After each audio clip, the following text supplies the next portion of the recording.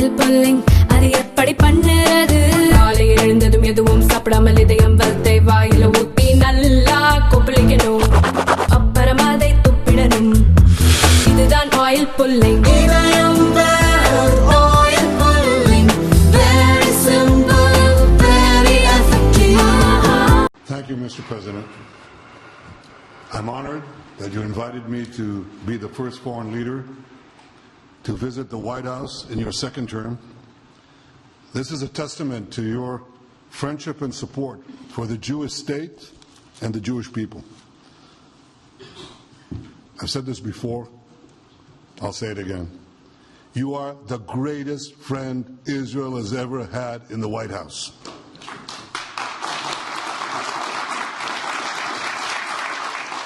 That's why the people of Israel have such enormous respect for you. In your first term, you recognized Jerusalem as Israel's capital. You moved the American embassy there. You recognized Israel's sovereignty over the Golan Heights. You withdrew from the disastrous Iran nuclear deal. I remember we spoke about it. You said, this is the worst deal I've ever seen. I'm elected, I'm walking out of it. That's exactly what you did. And I think it speaks loudly for just common sense, just looking at things and seeing them as they are. And of course, you also brokered the groundbreaking Abraham Accords in which Israel made peace with 4 Arab states. We did this in 4 months. Nothing happened for a quarter of a century, but in 4 months, we were able, working together under your leadership, to have 4 historic peace accords. And now in the first days of your second term, you picked up right where you left off. Your leadership helped bring our hostages home, among them American citizens. You freed up munitions that have been withheld from Israel.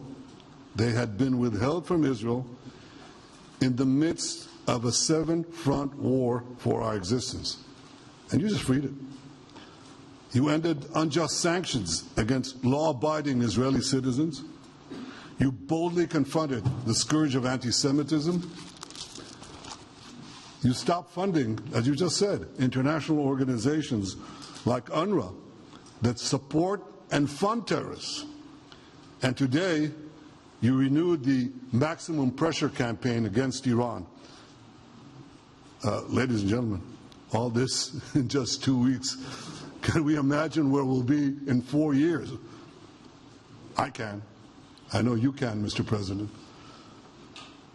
For our part, we in Israel have been pretty busy too. Since the horrendous October 7th attack, we've been fighting our common enemies and changing the face of the Middle East.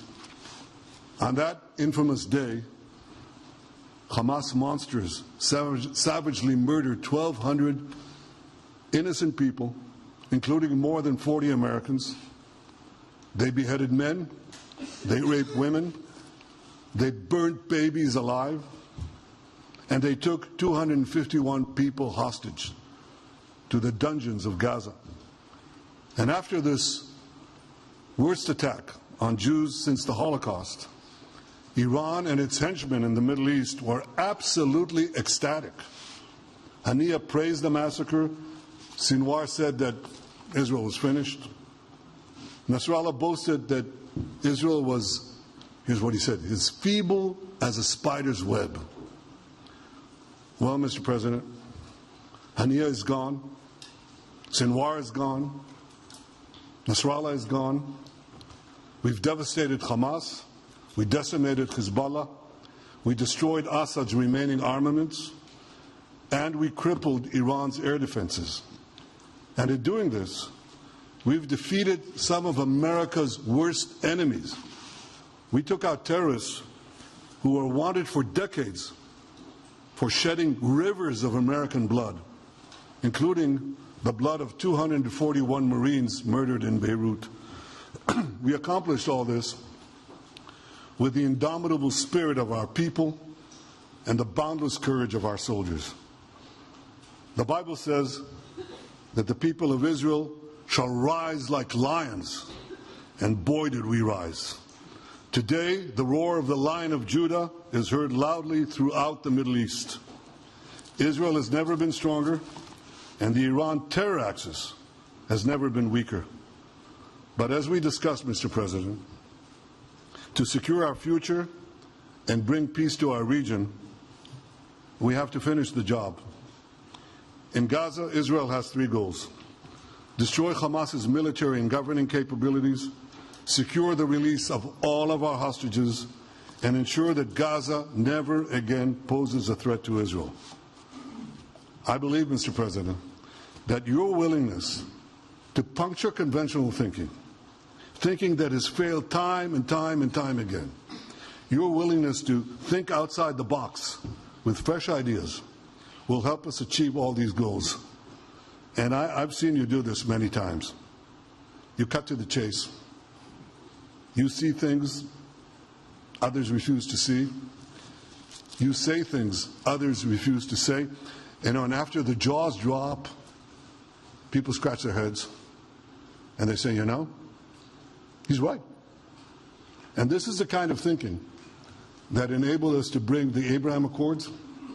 This is the kind of thinking that will reshape the Middle East and bring peace.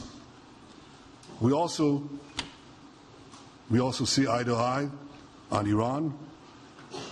That's the same Iran that tried to kill us both. They tried to kill you, Mr. President. They tried through their proxies to kill me. And we're both committed to rolling back Iran's aggression in the region and ensuring that Iran never develops a nuclear weapon. Mr. President, ladies and gentlemen, Israel will end the war by winning the war. Israel's victory will be America's victory. We will not only win the war, working together, we will win the peace. With your leadership, Mr. President, and our partnership, I believe that we will forge a brilliant future for our region and bring our great alliance to even greater heights. Thank you. Thank you very much.